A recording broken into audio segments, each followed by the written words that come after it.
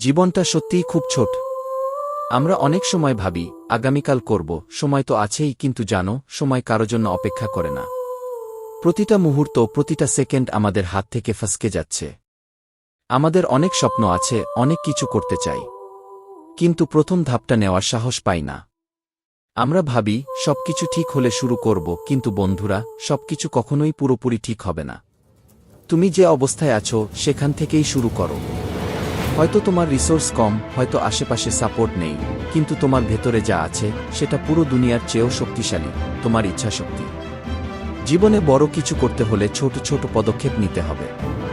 প্রতিদিন একটু একটু করে এগিয়ে যাও। মনে রাখো, আজ যে কষ্ট করছো সেটাই একদিন তোমাকে সাফল্যের গল্প বানাবে। এবং হ্যাঁ, ব্যর্থতা আসবে, কিন্তু ব্যর্থতা মানে হেরে যাওয়া নয়। ব্যর্থতা মানে তুমি শিখছো, তুমি চেষ্টা করছো। যাদের সাহস আছে চেষ্টা করার, তারাই জীবনে সফল হয়। তাই আজ থেকে সময় নষ্ট করা বন্ধ করো। জীবনের প্রতিটা মুহূর্ত মূল্যবান। তোমার স্বপ্ন, তোমার পরিবার আর তোমার নিজের প্রতি একটা প্রতিশ্রুতি দাও, তুমি থামবে না। মনে রেখো, জীবন ছোট, আর এই ছোট জীবনের প্রতিটা মুহূর্তকে অসাধারণ করে তোলার দায়িত্ব তোমার হাতে।